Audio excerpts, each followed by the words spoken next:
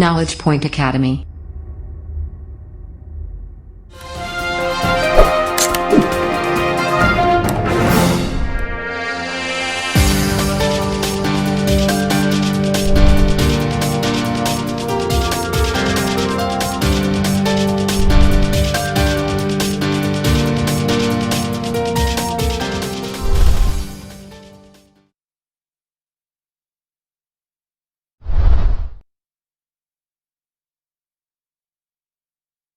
નમસ્કાર, હું રવિરાજ ડાભી સ્વાગત કરું છું આપ સૌનું નોલેજ પોઈન્ટ એકેડેમીની યુટ્યુબ ચેનલ પર. આજે જે સબ્જેક્ટ ભણવાના છીએ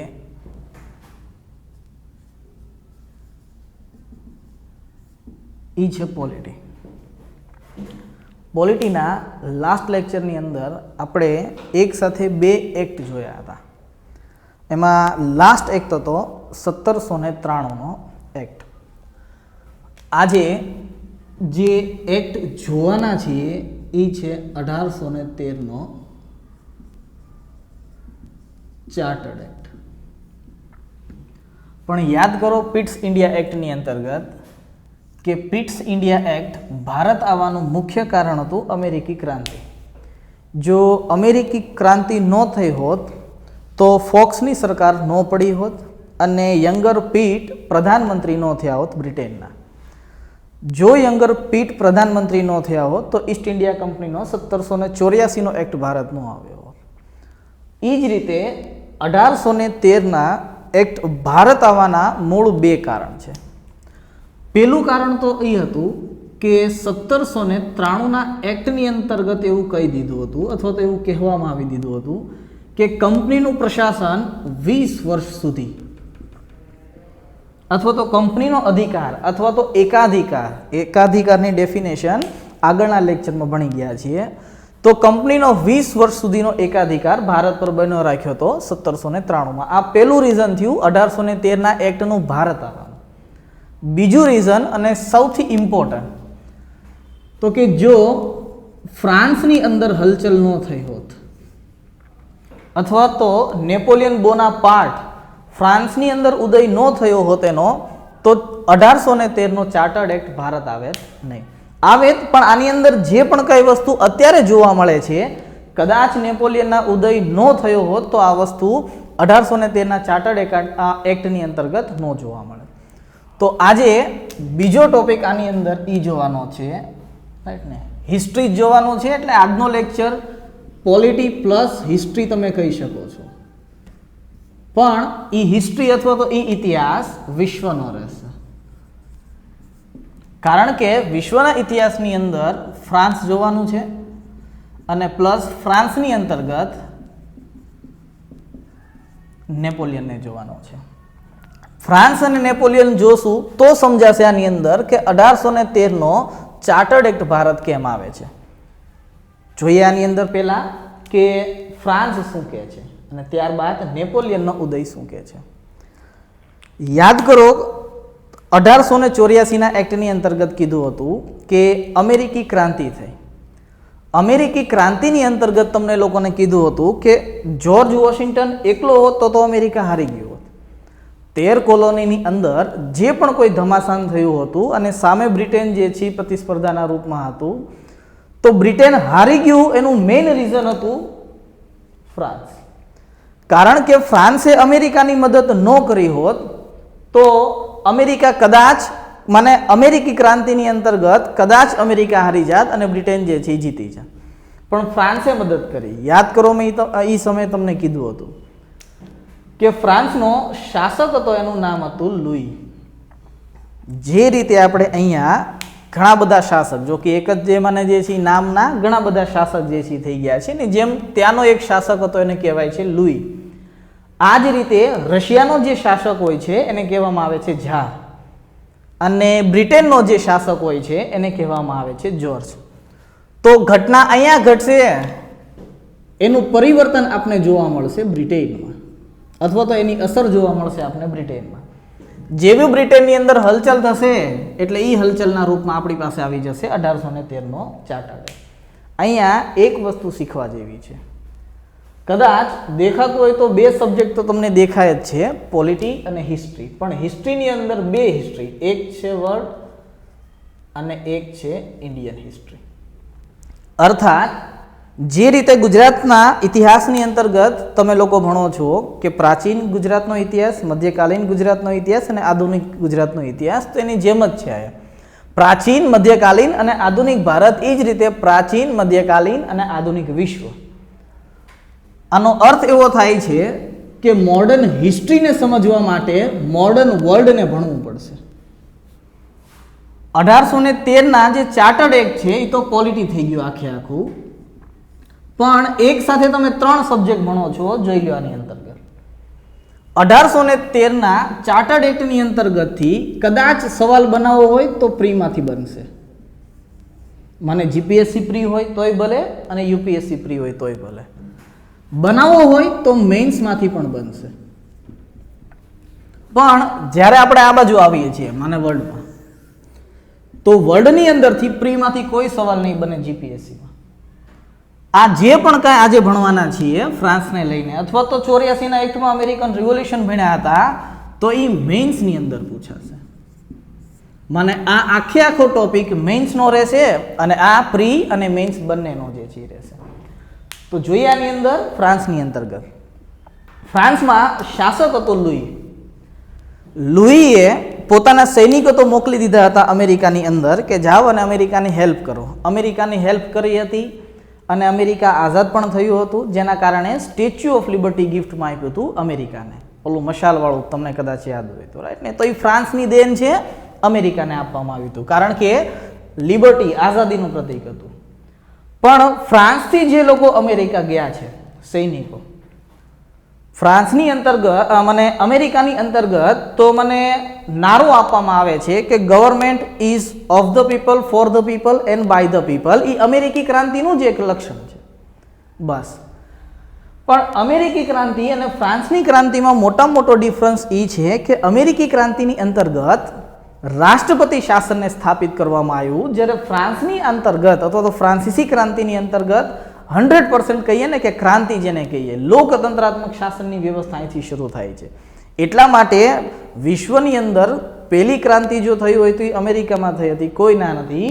પણ સૌથી મોટામાં મોટો જો કોઈ પ્રભાવ પડ્યો હોય વિશ્વની અંદર ક્રાંતિનો, તો એ ફ્રાન્સની ક્રાંતિ છે. કઈ રીતના જાય છે જરા કી જોઈએ. લુઈનું શાસન હોય છે, પણ આ લુઈ 16મો હોય છે, રાઈટ ને. લુઈ 16માની જે મને વાઇફ હોય છે એનું પણ આની અંદર મહત્વની ભૂમિકા હોય છે. એક ઘટના ઘટે છે, યાદ કરો આપણા 1857ની ઘટના. 1857ના ઘટનાની અંતર્ગત એક જ રીઝન હતું, જો કે ઘણા બધા કારણો હતા, પણ એક રીઝન હતો. શું? તો કે ચરબીવાળા કારતૂસ. ચરબીવાળા કારતૂસના કારણે એક ટ્રિગર હતું, જેના કારણે 1857નો વિદ્રોહ થયો. તો અહીંયા એક ટ્રિગર હશે, એ ટ્રિગરનું નામ છે બ્રેડ પામ. બ્રેડ અથવા તો પામ. અહીંયા એક ઘટના એ ઘટે છે કે એક ક્લબ હોય છે ફ્રાન્સની અંતર્ગત, અને એ ક્લબનું નામ હોય છે જેકોવિયન ક્લબ.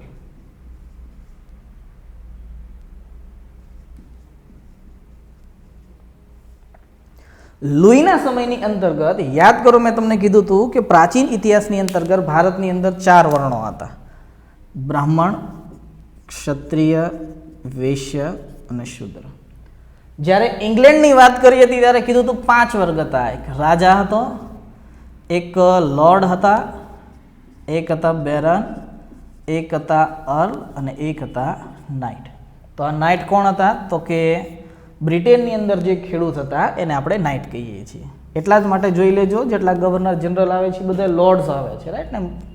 અંતિમ હતા માઉન્ટ બેટન, તો એ પણ લોર્ડ્સ હતા, તો અપર વર્ગ હતો. આ જ રીતે ફ્રાન્સની અંતર્ગત 3 વર્ગ હોય છે. આ 3 વર્ગને કહેવામાં આવે છે સ્ટેટ.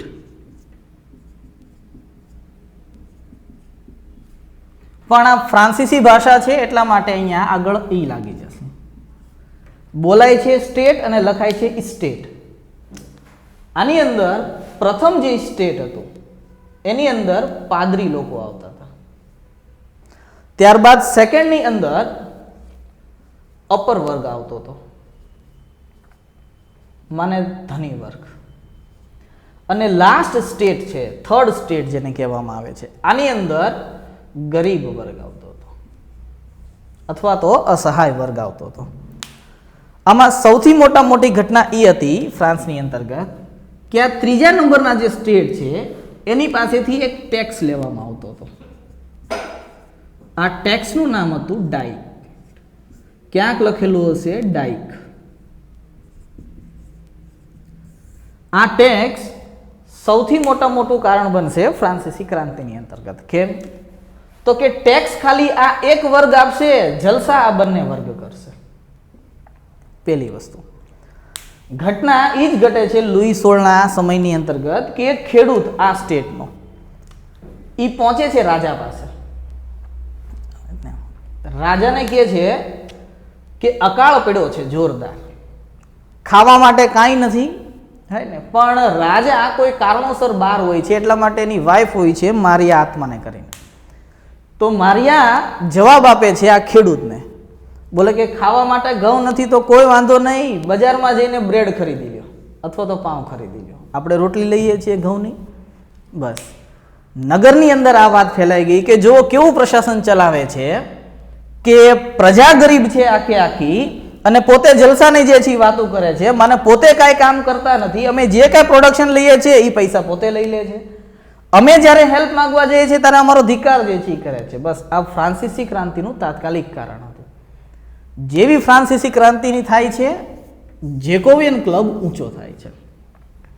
જેકોવિયન ક્લબ એ જ જેકોવિયન ક્લબ છે જેની અંદર ભારતનો સુલતાન ટીપુ સુલતાન એ સદસ્ય હતો. એ આ જ જેકોવિયન ક્લબ છે ફ્રાન્સીસીની અંતર્ગત.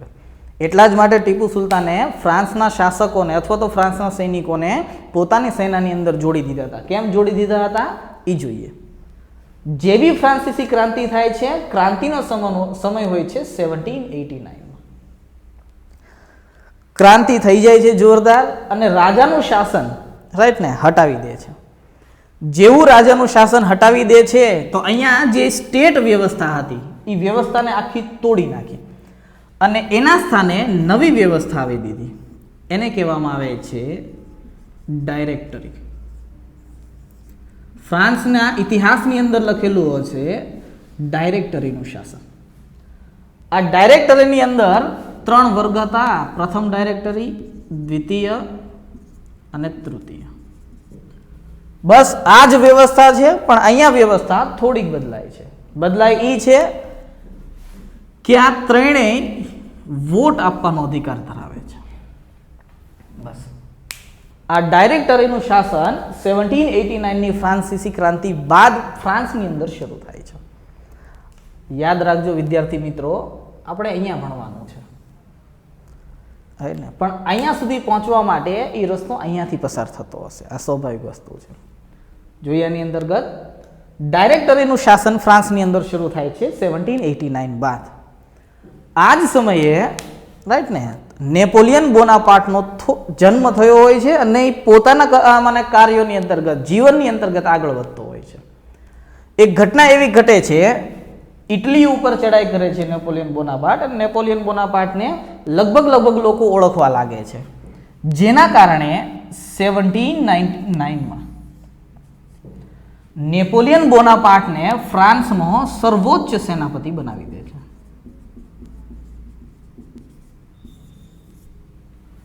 શરૂ થાય છે 1789માં. જોઈ લો 10 વર્ષ બાદ સર્વોચ્ચ સેનાપતિ બની જાય છે નેપોલિયન બોનાપાર્ટ. જોઈએ આની અંતર્ગત આગળ 1799ની અંદર નેપોલિયન સર્વોચ્ચ સેનાપતિ બને છે. આ સેનાપતિ ક્યાંનો બને છે? ફ્રાન્સનો. એવું કહેવાય છે કે ફ્રાન્સીસી ક્રાંતિએ નેપોલિયન બોનાપાર્ટનો જન્મ થયો હતો અથવા તો ફ્રાન્સીસી ક્રાંતિના કારણે નેપોલિયન બોનાપાર્ટનો જન્મ થયો હતો. તો એ આ છે. જેવું 1799માં સર્વોચ્ચ સેનાપતિ બને છે નેપોલિયન બોનાપાર્ટ ફ્રાન્સનો, એ જ સમયે ફ્રાન્સની અંતર્ગત જે સ્ટેટ વ્યવસ્થા હતી આ વ્યવસ્થાને સમાપ્ત કરી દે છે. કોણ? તો કે નેપોલિયન બોનાપાર્ટ. અને એના સ્થાને એક નવી વ્યવસ્થા ફ્રાન્સની અંતર્ગત શરૂ કરે છે જેને કહેવામાં આવે છે કાઉન્સિલ. આ કાઉન્સિલ એ જ રીતે બનશે જે રીતે આ સ્ટેટ બન્યા હતા. બસ પ્રથમ કાઉન્સિલ, દ્વિતીય કાઉન્સિલ અને તૃતીય કાઉન્સિલ. આની અંદર નેપોલિયન બોનાપાર્ટ પ્રથમ કાઉન્સિલની અંતર્ગત કાર્ય કરે છે. 1799 થી લઈને લગભગ 1804 સુધી નેપોલિયન બોનાપાર્ટ પ્રથમ કાઉન્સિલના રૂપમાં કાર્ય કરે છે. જેવું કાર્ય કરવાનું શરૂ કરે છે એ જ સમયે ફ્રાન્સની અંતર્ગત ઘણા બધા સુધાર થાય છે. એમાં સૌથી મોટામાં મોટો સુધાર જો કાંઈ થયો હોય તો એ થયો હતો રાષ્ટ્રીયતાની અંતર્ગત. સમજો આ વસ્તુને, રાષ્ટ્રીયતા શું છે. જો કે આપણી જે આજની રાષ્ટ્રીય વ્યવસ્થા છે એ થોડીક ડગમગ થઈ ગઈ છે, રાઈટ ને, પણ જેમ જેમ એના મૂલ્યો આગળ વધશે એ સરખી થઈ જશે. પણ આજે જોઈ લેજો, કોઈ પણ વ્યક્તિ, મને આપણા દેશની જ વાત કરું છું, રાઈટ ને, તમે દેશના નામ ઉપર કોઈ પણ કાર્ય કહેશો કરી દેશે હસતા હસતા, કોઈ ના નહીં પાડે. એકવાર બોલજો ક્યારેક મને ગ્રુપની અંદર કે ભારત માતા કી, એટલે જોરથી જવાબ આવશે જય એમ. બસ આ જ વસ્તુ છે. આને કહેવાય છે રાષ્ટ્રીયતા. વિશ્વની અંદર નેપોલિયન બોનાપાર્ટ પહેલો વ્યક્તિ હતો જેણે એ શીખવાડ્યું લોકોને કે ફ્રાન્સની અસ્મિતા એ સૌથી ઊંચી હોય છે કોઈ વ્યક્તિ કરતા. સમજો આ વસ્તુને સરખી રીતના. આજે આપણે પ્રધાનમંત્રીની વાત કરીએ છીએ, માને નરેન્દ્ર મોદીની વાત કરીએ છીએ, તો એ બીજેપી કરતાં પણ મોટો ફેસ છે. આજે નરેન્દ્ર મોદીનું નામ લઈએ ને લોકોને ખબર પડે અચ્છા બીજેપી પાર્ટી છે. પણ આજે આપણે જેવું માને જે છીએ રાહુલ ગાંધીનું નામ લઈએ છીએ તો કોંગ્રેસનું નામ પછી યાદ આવે છે. કેમ? તો કે સમજો, પાર્ટી અને વ્યક્તિ આ બંને અલગ અલગ છે. આપણી જે પ્રશાસનિક વ્યવસ્થા છે તેની અંદર પહેલા પાર્ટી આવશે પછી વ્યક્તિ આવશે. જ્યારે કોઈ વ્યક્તિનો ફેસ પાર્ટી કરતાં પણ મોટો થઈ જશે તો એ પાર્ટીને લોકો એ વ્યક્તિના નામ પરથી ઓળખવાનું સ્ટાર્ટ કરશે. બસ અહીંયા એ જ છે. નેપોલિયન બોનાપાર્ટે પહેલી વાર લોકોને એ શીખવાડ્યું કે હું મોટો નથી, દેશ મોટો છે, મને ફ્રાન્સ, એટલા માટે તમે મને સપોર્ટ કરો, હું દેશને આગળ જે છે લઈ જઈશ. લોકોએ સપોર્ટ કર્યો 1804ની અંતર્ગત. જેવો લોકોએ સપોર્ટ કર્યો 1804ની અંતર્ગત કાઉન્સિલ વ્યવસ્થા આખી તોડી નાખી. 1804માં પોતાને ફ્રાન્સનો સમ્રાટ જાહેર કરી દીધો. કોણે? તો કે નેપોલિયન બોનાપાર્ટ. જેવો સમ્રાટ જાહેર કરી દીધો એટલે આખા ફ્રાન્સની માને જે પણ કોઈ શક્તિ છે, આર્થિક, સામાજિક, રાજનીતિક, જે પણ કોઈ પાવર કોના હાથમાં આવી ગયું? નેપોલિયન બોનાપાર્ટમાં. હવે તો બસ ફ્રાન્સની અંતર્ગત જે કોઈ ક્રાંતિ થઈ છે એના કારણે હું જે છે મોટો થયો છું, તો મારે સામ્રાજ્યનો તો વિસ્તાર કરવો કે ન કરવો? 1789ની અંતર્ગત ફ્રાન્સમાં ક્રાંતિ થઈ છે. ક્રાંતિ થયા બાદ કોઈ પણ દેશની હાલત સાવ સખ્ત થઈ જાય છે. આ વસ્તુને યાદ રાખજો. 1942ના ભારત છોડો આંદોલન બાદ, ત્યારથી બાદ આપણી જોઈ લો આર્થિક વ્યવસ્થા કેવી ડગમગાઈ છે. કોઈ એટલે કોઈ. એટલા જ માટે એ વખતે સ્લોગન હતું કે સોય નહોતી બનતી ભારતની અંતર્ગત. તો અહીંયા એ જ છે, ક્રાંતિ થઈ હતી. નેપોલિયન બોનાપાર્ટ એ શીખવાડશે લોકોને કે મને સાથ આપો, હું યુદ્ધ કરીશ, પૈસા આપણે જે છે એની પાસે તો બીજા દેશ પાસેથી લઈ લેશું. 1704માં જેવો સમ્રાટ જાહેર થઈ જાય છે નેપોલિયન બોનાપાર્ટ, ત્યારથી લઈને 1804માં ત્યારથી લઈને 1814 સુધી યુદ્ધ કરે છે. આ 10 વર્ષનો જે પીરિયડ છે એ યુરોપની રાજનીતિની અંતર્ગત સૌથી મને જે કે ને કન્જેસ્ટેડ ફેઝ છે. એટલા માટે આ એજને જ કહી દીધું નેપોલિયનના યુદ્ધો. 1804થી લઈને 1814 સુધી. જો 1814 સુધી પહોંચી ગયા, આપણે અહીંયા છે 1813નો ચાર્ટર્ડ એક્ટ. તો સમજાઈ ગયું 1814 બાદ પહેલા જે છે 1813નો ચાર્ટર્ડ એક્ટ કેમ આવ્યો, થોડુંક ડિટેલમાં હજી જોઈએ આની અંતર્ગત.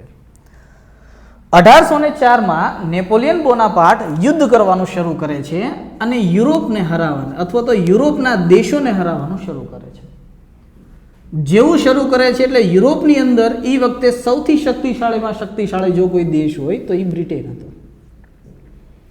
કારણ કે 1740માં અથવા તો 1740 આવતા આવતા બ્રિટેનની અંદર ઔદ્યોગિક ક્રાંતિ શરૂ થઈ ગઈ હતી.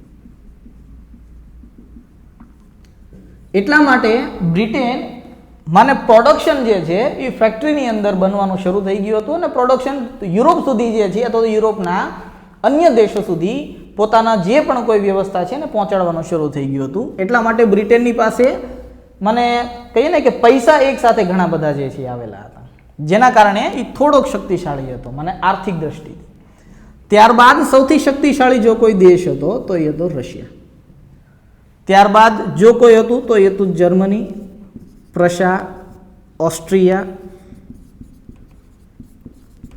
આ એ સમયના મને શક્તિશાળી દેશો હતા. નેપોલિયને શું કર્યું કે રશિયા, જર્મની, પ્રશાને એક સાથે તો હરાવી દીધા, પણ બ્રિટેન બાકી રહી ગયું. કેમ? તો કે બ્રિટેનનો જિયોગ્રાફિકલ મેપ જોશો તો સમજાશે કે બ્રિટેન ચારે તરફથી પાણીથી ઘેરાયેલું છે. 1805માં એક યુદ્ધ થાય છે. કોની કોની વચ્ચે? તો કે ફ્રાન્સની અને બ્રિટેનની વચ્ચે. આ 1805ના યુદ્ધની અંતર્ગત બ્રિટેન જીતી જાય છે. નેપોલિયન બોનાપાર્ટને એ વસ્તુ સમજાઈ જાય છે કે બ્રિટેનને તમે પાણીમાં હરાવી શકશો નહીં. યાદ કરો, આધુનિક ભારતની અંતર્ગત ફ્રાન્સ અને બ્રિટેન ભારતની અંદર યુદ્ધ કરે છે, પણ આની અંતર્ગત જ્યારે મને ઈસ્ટ ઇન્ડિયા કંપની જીતી જાય છે તો ખબર છે આપણે આની અંદર પણ આ સેન્ટેન્સ જ જોડીએ છીએ કે અમેરિકા મને જે છે ઈસ્ટ ઇન્ડિયા કંપનીને પાણીના યુદ્ધની અથવા તો જહાજના અંતર્ગત નહીં હરાવી શકીએ. યાદ કરો ટીપુ સુલતાનનું સ્લોગન, રાઈટ ને? લાસ્ટમાં ટીપુ સુલતાન જે છે બોલે છે કે મેં જમીન કો તો કુછ ભી કરકે જો હે વો ખદેડ દૂંગા. મને ઈસ્ટ ઇન્ડિયા કંપની સાથે જ્યારે યુદ્ધ થાય છે 1792ના યુદ્ધ બાદ, ત્યારે कि मैं जमीन पर तो कुछ भी करने को तैयार हूँ ईस्ट इंडिया कंपनी के साथ, लेकिन मैं पानी को तो सुखा नहीं सकता ना. आनो अर्थ कि अंग्रेज एकला जमीन थी युद्ध नहीं करता होय, पानी थी पण आटલું જ युद्ध करता हशे. तो 1805 ની અંતર્ગત બ્રિટેન અને ફ્રાન્સ વચ્ચે એક યુદ્ધ થાય છે, એની અંદર નેપોલિયન બોનાપાર્ટ હારી જાય છે. જેવું હારી જાય છે એટલે 1806માં નેપોલિયન બોનાપાર્ટ એક અધ્યાદેશ બહાર પાડે છે. બસ આ જ અધ્યાદેશ કારણ છે 1813ના ચાર્ટર એક્ટનું. આ અધ્યાદેશને કહેવાય છે બર્લિન ડિક્રી. ડિક્રીનો અર્થ થાય છે આદેશ. આની અંતર્ગત નેપોલિયન જાહેર કરે છે કે હવે પછી બ્રિટેન સાથે કોઈ પણ દેશ વ્યાપાર કરશે નહીં. અર્થાત એનો જે દેશ સાથે અધિકાર હતો, ઓસ્ટ્રિયા, પ્રશા, જર્મની, રશિયા, આ બધાને એક સાથે કહી દીધું કે હવે તમારે કોઈને મને બ્રિટેન સાથે વ્યાપાર કરવાનો નથી. આ વસ્તુ બર્લિન ડિક્રીની અંદર નેપોલિયન બોનાપાર્ટે જાહેર કરી દીધી. સમજો, એક દેશ આ બધા દેશને કંટ્રોલ કરીને બેઠું છે. ક્યાં સુધી કંટ્રોલ કરશે જરાક સમજો. એક સમય તો એવો આવશે જ્યારે આ બધા લોકો જે છે એ વિરુદ્ધ થઈ જશે. કોની? ફ્રાન્સની. બસ 1814માં આ બર્લિન ડિક્રી આ દરેક લોકોએ રાઈટ ને માનવા માટે જે છે ઇનકાર કરી દીધો. એટલા માટે બર્લિન ડિક્રીનો અંત થઈ ગયો 1814માં. આ સવાલ છે યુપીએસસી મેઇન્સનો કે નેપોલિયન બોનાપાર્ટના બર્લિન ડિક્રી શું છે, સમજાવો. આને કહેવાય છે મહાદ્વીપીય એકીકરણ અથવા તો મહાદ્વીપીય સિદ્ધાંત કહેવામાં આવશે, અથવા તો સવાલ પૂછવામાં આવશે કે નેપોલિયન બોનાપાર્ટનો મહાદ્વીપીય સિદ્ધાંત શું હતો, તો એ આ જ હતો બર્લિન ડિક્રી આખો. હવે સમજો આ સિદ્ધાંતની અંતર્ગત શું હતું. દરેક દેશોને કહી દીધું કે બ્રિટેન સાથે તમારે કોઈ પણ પ્રકારનો વ્યાપાર કરવાનો નથી. આનો અર્થ સમજો કે આજે ગુજરાતની જ વાત કરીએ આપણે, તો ગુજરાતની અંદર ઘણી બધી વસ્તુ ઇમ્પોર્ટ પણ થાય છે અને એક્સપોર્ટ પણ થાય છે, પણ ઇમ્પોર્ટ કરતાં એક્સપોર્ટ વધારે થાય છે. એમ માની લો થોડીક વાર માટે. માની લો કેન્દ્ર સરકારે એ વસ્તુ જાહેર કરી દીધી હોય તો કે ગુજરાત હવે પછી કોઈ પણ આસપાસના રાજ્યો સાથે કોઈ પણ પ્રકારનો વેપાર કરશે નહીં, તો ગુજરાત શું કરશે?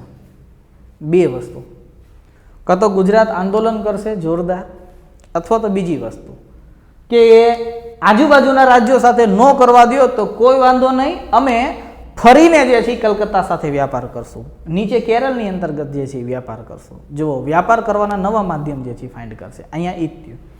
નેપોલિયન બોનાપાર્ટે જેવું કહી દીધું આ ચારે ચાર દેશોને કે તમારે આની સાથે કોઈ વ્યાપાર કરવાનો નથી. બ્રિટેનનો યુરોપની અંદર જે પણ કોઈ વ્યાપાર હતો એ આખો ધ્વસ્ત થઈ ગયો. એટલા માટે બ્રિટેનની અંતર્ગત વિરોધ શરૂ થયા. હવે વિરોધ શું શરૂ થયા હવે એ સમજો.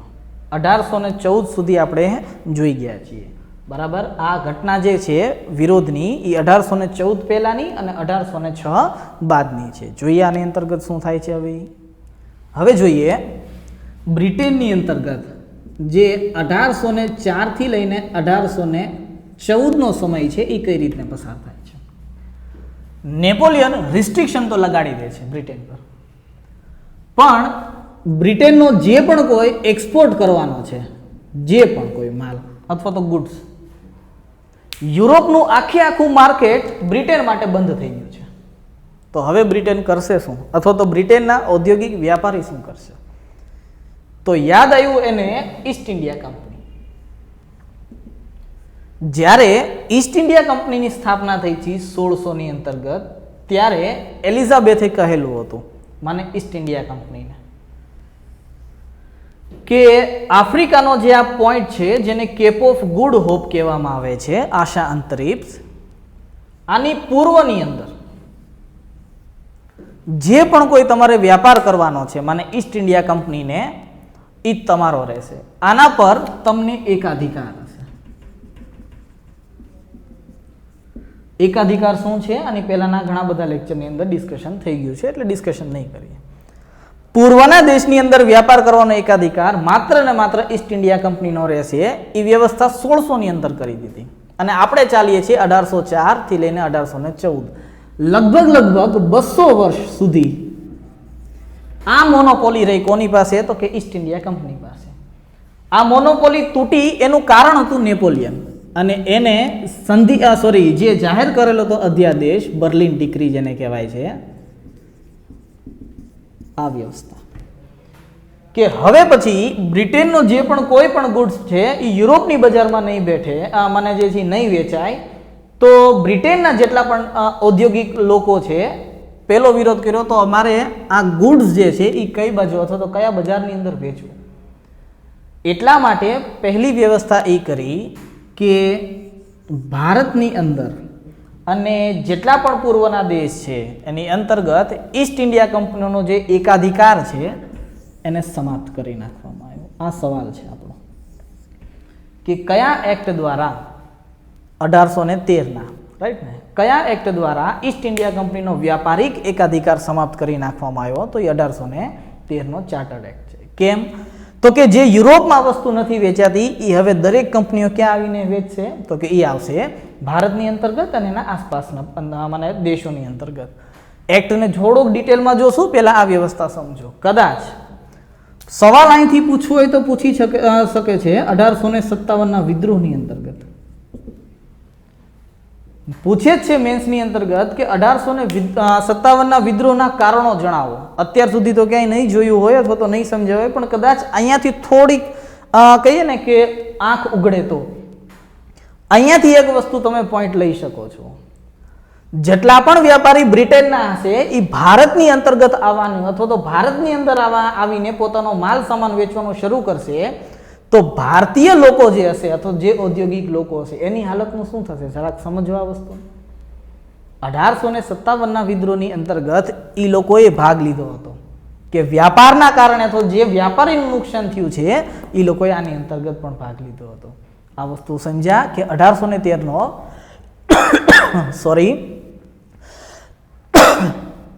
ચાર્ટર્ડ એક્ટ કેમ ભારત આવ્યો હતો? તો એનું કારણ હતું નેપોલિયન બોનાપાર્ટ અને બ્રિટેન સાથે જે યુદ્ધ થાય છે એ. હવે જોઈએ આપણે આની અંતર્ગત કે 1813નો ચાર્ટર્ડ એક્ટ આપણે ભારતની અંતર્ગત કઈ કઈ વ્યવસ્થા આપે છે. જોઈએ મિત્રો, હવે 1813ના ચાર્ટર્ડ એક્ટની કેટલીક વિશેષતાઓ છે. 1813ના ચાર્ટર્ડ એક્ટના અથવા તો ચાર્ટર્ડ એક્ટની ઘણી વિશેષતાઓની અંદર પહેલી શરત એ રાખી કે કંપનીનો જે વ્યાપાર હતો એ 20 વર્ષ સુધી પાછો વધારી દીધો. અર્થાત ભારત હજી કંપનીની અંતર્ગત 20 વર્ષ સુધી માને વ્યાપાર કરી શકશે. પેલી મેઇન બાબત આની અંતર્ગત આ હતી.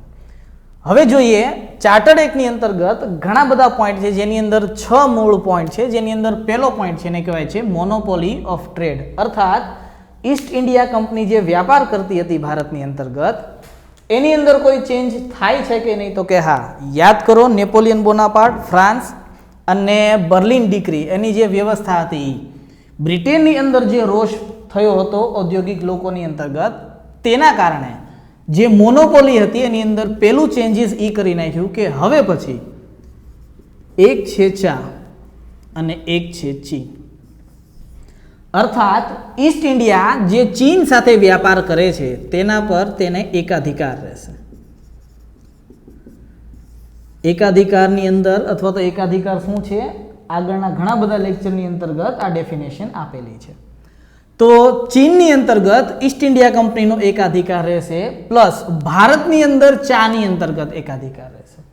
બાકીના જેટલા પણ છે, સૂતી વસ્ત્રથી લઈને જેટલી પણ બાબતો છે, આની અંતર્ગત વ્યાપારિક એકાધિકાર ઈસ્ટ ઇન્ડિયા કંપનીનો સમાપ્ત કરી નાખવામાં આવ્યો પહેલી વાર આની અંતર્ગત. આ સૌથી મોટું ચેન્જ હતું મોનોપોલી ઓફ ટ્રેડની અંતર્ગત, કે ઈસ્ટ ઇન્ડિયા કંપનીનો વ્યાપારિક એકાધિકાર આ અધિકારની અંતર્ગત સમાપ્ત કરી નાખ્યો અને જેટલી પણ ઈસ્ટ ઇન્ડિયા કંપની હતી, માને બ્રિટેનની કંપની, તેને ભારતની અંદર વ્યાપાર કરવાનો છૂટછાટ આપી દીધી. આ પહેલી બાબત હતી. ત્યારબાદ સેકન્ડ છે કંટ્રોલ ઓફ કંપની.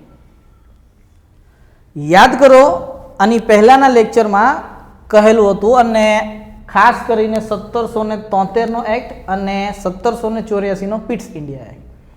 1773ના એક્ટની અંતર્ગત એ વાત કરી હતી કે ઈસ્ટ ઇન્ડિયા કંપનીનું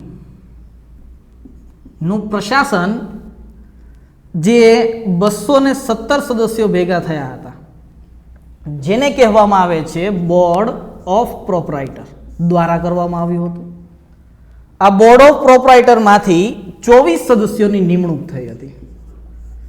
આ 24 સદસ્યો એ ધ્યાન રાખતા હતા જેને કહેવામાં આવે છે બોર્ડ ઓફ ડાયરેક્ટર. આ બંને વસ્તુ 1773ના એક્ટની અંતર્ગત આપણે જોઈ હતી, બોર્ડ ઓફ પ્રોપરાઇટર અને બોર્ડ ઓફ ડાયરેક્ટર.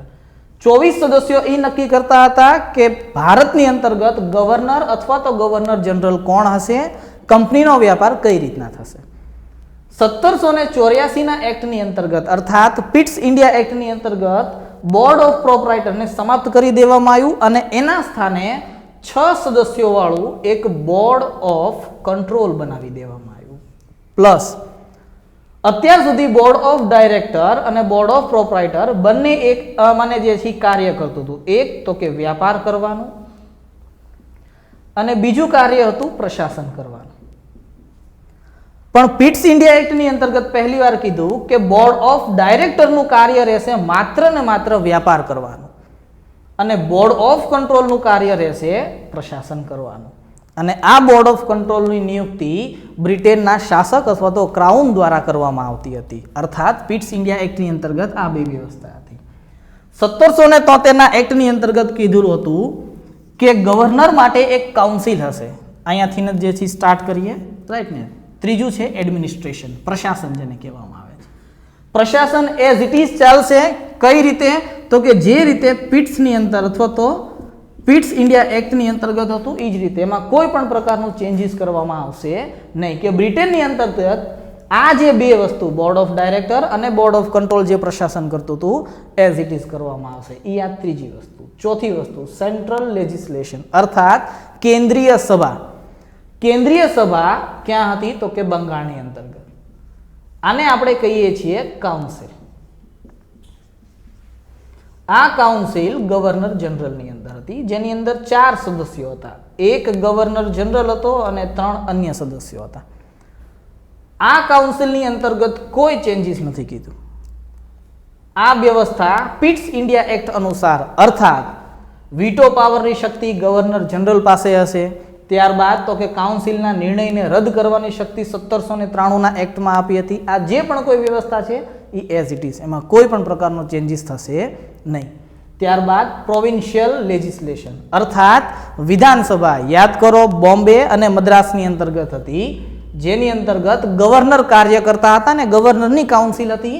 એમાં પણ કોઈ ચેન્જીસ નહીં. એ as it is Pitt's India Act દ્વારા જે બનાવેલી છે વ્યવસ્થા, એ જ વ્યવસ્થા અહીંયા શરૂ રહેશે. અને ત્યારબાદ તો કે રેવન્યુ. આમાં સૌથી મોટો ચેન્જ થયો. આ ઇમ્પોર્ટન્ટ છે. અર્થાત 1813ના એક્ટની અંતર્ગત મોનોપોલીની અંદર જે છે ચેન્જીસ કરવામાં આવ્યો. ત્યારબાદ રેવન્યુની અંતર્ગત ચેન્જીસ કરવામાં આવ્યો. બાકી વ્યવસ્થા એઝ ઇટ ઇઝ, જે આગળથી ચાલી આવે છે એઝ ઇટ ઇઝ જે છે ચાલે છે. જોઈ લો તમે આની અંતર્ગત. હવે જુઓ રેવન્યુની અંતર્ગત શું ચેન્જીસ કર્યો, તો કે અત્યાર સુધી શું થતું હતું, તો કે જે પણ કોઈ ટેક્સ છે, જે પણ કોઈ ઈસ્ટ ઇન્ડિયા કંપની એક સાથે ભેગો કરતી હતી અને બ્રિટન જે છે મોકલાવી દેતી હતી. હવે શું થયું આની અંતર્ગત, તો કે વ્યાપારિક ટેક્સ જે છે, માને વ્યાપારમાંથી મળવા વાળો ટેક્સ, અને જે રેવન્યુ છે જે જમીનમાંથી મળે છે, કૃષિ જેને આપણે કહીએ છીએ, એમાંથી જે ટેક્સ મળે છે આ બંનેને અલગ અલગ કરી નાખ્યા. અર્થાત વ્યાપાર માટેથી જે પણ કોઈ ટેક્સ મળે છે એ પણ અલગ કરી નાખ્યું, અને કૃષિમાં જે ટેક્સ મળે છે એ બંનેને અલગ અલગ કરી નાખ્યું. અને પ્લસ આ જ રેવન્યુથી શું કહી દીધું હવે, તો કે અત્યાર સુધી ઈસ્ટ ઇન્ડિયા કંપનીના જેટલા પણ સદસ્યો હતા, જેટલા પણ માના ગવર્નર જનરલથી લઈને નીચેમાં નીચે સુધીનો કર્મચારી, એ બધાય લોકોના પગાર અને ભથ્થા કોણ આપતું હતું, તો કે ઈસ્ટ ઇન્ડિયા કંપની. અમુક વ્યવસ્થાની અંતર્ગત કીધું હતું કે ભારતના રાજકોષમાંથી આપવામાં આવશે. આ એક્ટની અંતર્ગત એ વસ્તુ સાવ ફાઇનલ કરી નાખી કે હવે પછી ઈસ્ટ ઇન્ડિયા કંપનીના જે પણ કોઈ ભારતનું પ્રશાસન ચલાવશે, આ દરેક સદસ્યોને ભારતના કોષમાંથી જ પૈસા દેવામાં આવશે, બીજા અન્ય કોષમાંથી પૈસા દેવામાં આવશે નહીં. પ્લસ આ વ્યવસ્થાથી ઈસ્ટ ઇન્ડિયા કંપનીમાં જે બોર્ડ ઓફ ડાયરેક્ટર બેઠેલા છે બ્રિટનની અંતર્ગત, એને 10.5% ફાયદો મળ્યો હતો આ શેરની અંતર્ગત. આ ઘટનાના કારણે આ સવાલ કદાચ પૂછે કયા એક્ટથી બોર્ડ ઓફ ડાયરેક્ટરને સૌથી વધારે પ્રોફિટ થયો હતો, તો એ હતો 1813નો ચાર્ટર્ડ એક્ટ. અને લાસ્ટ વન શું છે, તો કે અન્ય બાબત. આ અન્ય બાબત અત્યારે કામમાં નહીં લાગે, જ્યારે શિક્ષાનો વિકાસ તમે જોશો આધુનિક ભારતની અંતર્ગત, ત્યારે પહેલી વાર કીધું આ એક્ટની અંતર્ગત કે 1 લાખ રૂપિયા શિક્ષાની પાછળ ખર્ચવામાં આવશે. આ સૌથી મોટી બાબત હતી આ એક્ટની. અર્થાત આ જ એક્ટ બાદ ભારતની અંદર સ્કૂલ અને કોલેજ બનવાની શરૂઆત થશે આ એક્ટની અંતર્ગત. મિત્રો આ જે આખી વ્યવસ્થા હતી એ વ્યવસ્થા છે 1813ના એક્ટની. જો મિત્રો તમને આ વિડીયો પસંદ આવ્યો હોય તો વિડીયોને લાઇક કરો તથા જરૂરિયાત લોકો સુધી પહોંચે તેના માટે વધુમાં વધુ શેર કરો. Thank you.